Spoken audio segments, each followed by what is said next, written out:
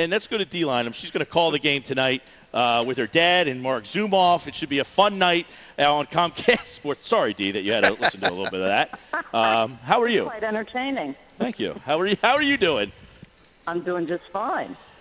Well, it should be a special night tonight, and we were laughing. It's a team that's 0-18 against a 2-14 team, and it might be the most high-profile game in the NBA for, obviously, Kobe's last game in Philly. So we'll start with Kobe before we get into some other things here. And you've obviously seen him throughout his entire NBA career.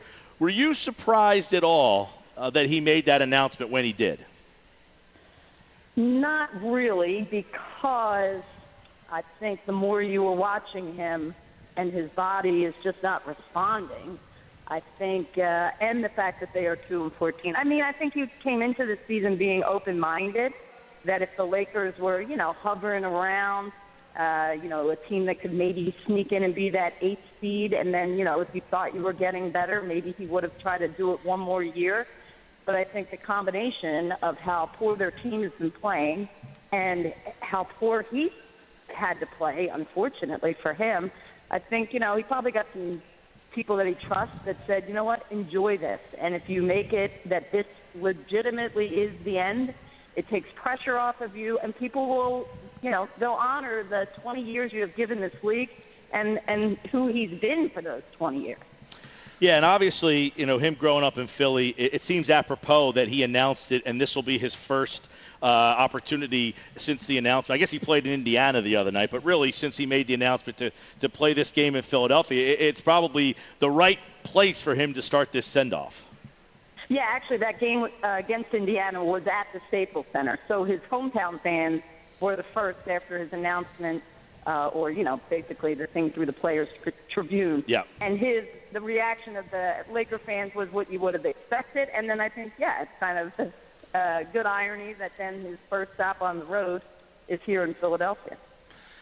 Talking with Dei Lynam of Comcast Sportsnet, does a great job covering the 0-18 Sixers. And, everybody loses that one last battle, Dei, to Father Time, no matter how great they are. But you've seen some of the greats of this league up close. Where does Kobe rank in your mind in the history of this game? Well, it's funny you say that because I asked Aaron McKee the same thing this morning just to have somebody else's perspective.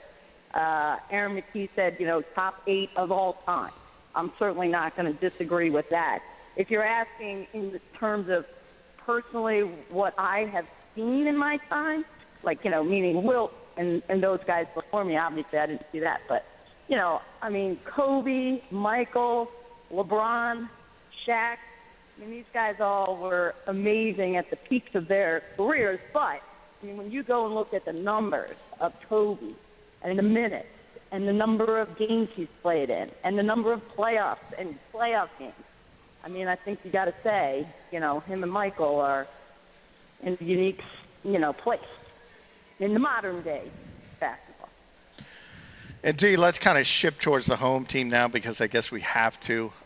And from your perspective, I'm all right with, Dei. I'm all right with. And obviously I'm not. But from your perspective, because you're there every day and you've seen this process from day one, I think if Sam Hinkie was being honest, he would admit he didn't think it was going to take this long.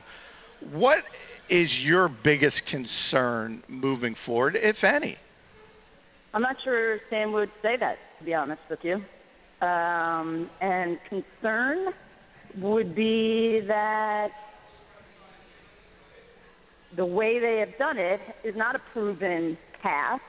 So somebody said, if it all works out and it's a success, will you agree that it worked? And I said, well, define success for me. And how long did it take to get there? When you go 18 wins, 19 wins, and 0-18, I think you're still at least 3 years away. People say, well, you could have 4, lottery picks to add to this group. You have 3 lottery picks on there right now, and you haven't won a game this year. That's just the truth of the matter. So unless they change the formula and, add some free agents or veterans to those lottery picks in the near future, I think you're still a couple of years away. Yeah, D, and it's funny, over at ESPN.com, they have a 5-on-5 asking, is the plan succeeding or failing? And virtually every single person said it's not working as intended. And I think that is where it gets, and John and I were having this discussion before you came on, it's really hard to judge where they should be when you're still virtually missing an entire draft class that is a major part of all of this succeeding and failing. And that is where I think it's hard to really say one way or the other without Joel, obviously, and with Dario up in the air. Those two guys are pretty important, and this year's draft coming up with the potential they have is very difficult. But I guess one question that could be in there is you see what's going on with Jaleel off the floor, and his name has been wrapped up, and you compound it with the fact that they're 0-18. Does the losing atmosphere seem to be a big problem with where this is going? Or does that all work itself out in the end with guys who are good enough to handle that, meaning that you got the right guy because they can handle that? Well, I mean, at the end of the day, losing is difficult no matter who you are if you care and you're a winner. I mean, that's just true. By being a competitive person, and certainly if you've reached this level, that's probably who you are. So I get the part where maybe the losing is getting to them. But I do think they are different issues. Whatever is going on outside of his job, he needs to address that himself with, friends or family or, and just understand that, you're at a different place in life and you're not just, everybody's 19-year-old. You're different. And so I think those are separate. But, I don't think they're not correctable. And certainly he played well to start his rookie year. And I think, he's a smart kid. So I he just needs a little time to prove that it was like, look, I was just, 19 and being dumb for the first time on my own, basically. And to go back to the one thing, though. Yeah. When you talk about the Joel being injured, Dario, those are situations that they did take on knowing what their situations were. So to say that's impeding the process, it's not really exactly fair because Dario had already been signed for 3 years overseas when you drafted him, which is fine. If you want that to be part of the process, no problem. But it's not like you got thrown a curveball. And you did draft a guy who just was coming off surgery, and many of the people who had the surgery he had have had 2 surgeries. So that, again, is not something that you didn't take on, knowing what your chances were of those guys being here anytime before what you already knew. Dale, you've covered this team for a long time, and obviously the most recent success a lot of people didn't believe in when they were the 8th seed. They ended up breaking that team up. They went and got Bynum. Before that, the Iverson year, and to my remembrance, they've only won 50 games once in basically the last 20 years. So there's not a whole heck of a lot of recent success. Do you feel that people who read your stuff or follow you or talk to you about the Sixers have more interest in this particular team the last 3 years or the previous teams that seem to be stuck in the middle? Which teams seem to have more interest? This outfit that is historically bad or the previous regime that basically was stuck in the middle? No, I have to change just one part of that. I think there is interest in this process. Not necessarily. I can guarantee you I could walk into a place and they would be hard-pressed to find one person, just one, who could name me everybody on the Sixers roster today. I don't even know that I don't think you'd get one. You couldn't get one? No. So I'm saying when you say more interest, no way. Come on. People knew the guys that were on the 2001 team. People knew the Iguodala, Thad, Spencer's, Evans team. But I would say, yes, there's a tremendous interest in seeing where this process goes. I do think that they're pressing people's patience who were like on the edge from the beginning, and there were less edge people and more all-in people. People who were on the edge are starting to, like, you can see it. You see it online. There's more and more articles about it. So I would say, though, the interest in the process is what keeps people hanging on. And speaking of interest, Dee, let's talk about the interest of the head coach. Everyone, almost to a man, respects Brett Brown and how he's got this team playing hard almost every single night. But he's talked in the past about some of the frustrations, the now infamous gypsy comment. Yeah, Do you think he survives this and actually comes out on the other end. Sometimes he looks like the President of the United States the way he's aged since he's taken this job. Right. So does he get a second term? Is that the question? His second term might be better than those for some of the presidents we've had. I mean, I'm sure he's banking on that. But I don't know. To be very frank with you, I don't know that he comes out to see the positive of all that he has invested. Like, I will say he would be the one person, I don't believe he thought year 3 would be best. I'm not saying he says that, but he has said that this is harder than the previous 2. So to me, you can read between the lines. And, he's the one who definitely lives it every day. When you're collecting assets and studying, college talent or overseas talent, you can immune yourself to, what's going on. But when you're, rolling out there every day, with injuries, not injuries, stuff going on off the court, setting records, not records you wanted to ever set, I mean, that takes a toll on a person. Dei Lynam, Comcast Sportsnet, she will be on the broadcast tonight with her dad, and Mark Zumoff on Comcast Sportsnet. Allah is going to be doing the Holy War tonight, so a busy night of basketball. That's pretty cool. So it'll be pretty cool to see you guys. I'll be at the game, so I won't be able to hear the commentary, but I'm sure it should be a lot of fun. But you mentioned, John mentioned the vagabonds and gypsies and building assets. Dee, how many guys that are on this team do you think can play that have a role in this league and maybe on this team once this thing maybe works, maybe it doesn't, but guys that you think that can have a role on a winning team moving forward? Have a role on a winning team? No, because that's a big difference. Yeah. My gut reaction without having it all in front of me, I would say 5. Wow, that's more than I thought you would say. Well, because, I'm going to give, obviously, I'm counting Joel. Yeah. So Joel, Nerlens, and Okafor to me are for sure. Okay, yeah.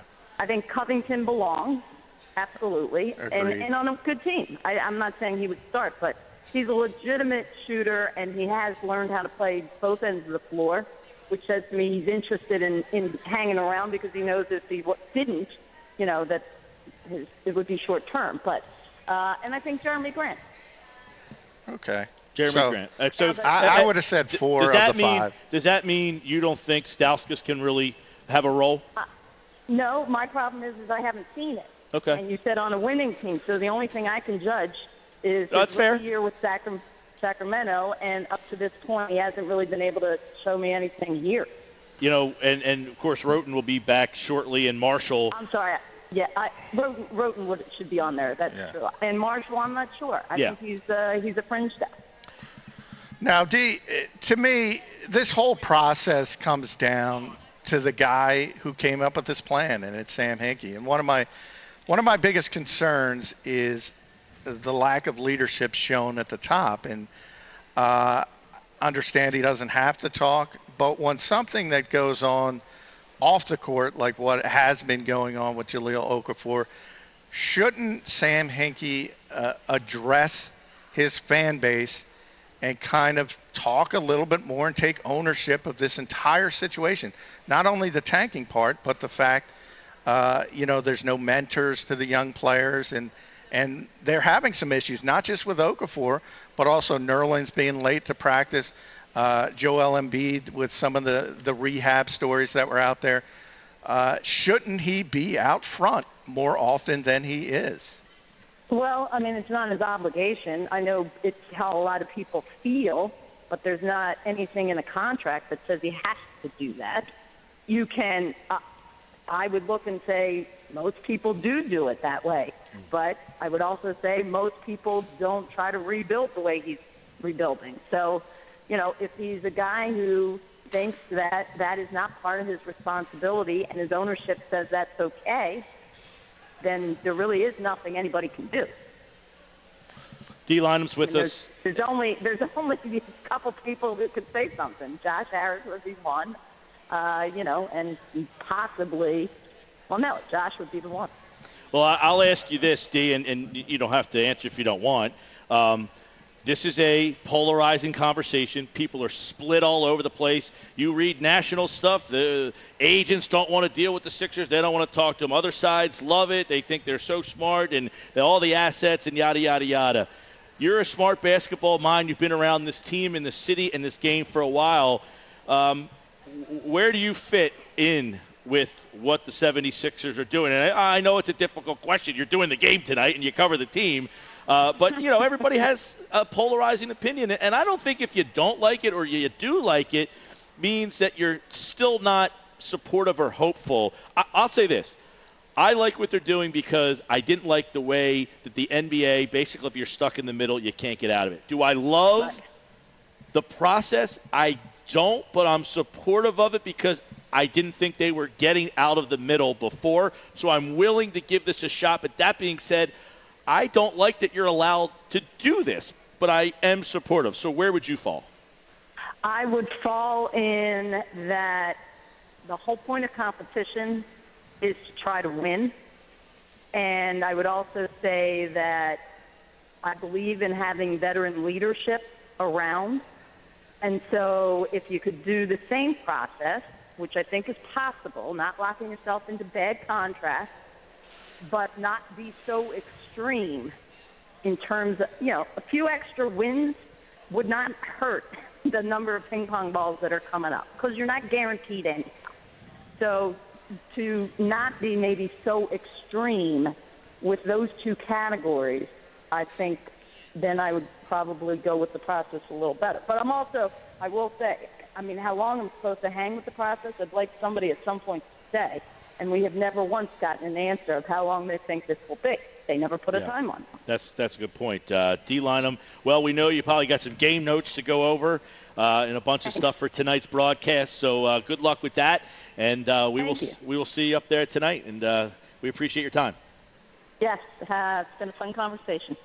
Always good. Dei Lynam, CSN Philly. And tonight, Comcast Sportsnet, her and her dad will do color commentary with Mark Zumoff on the game.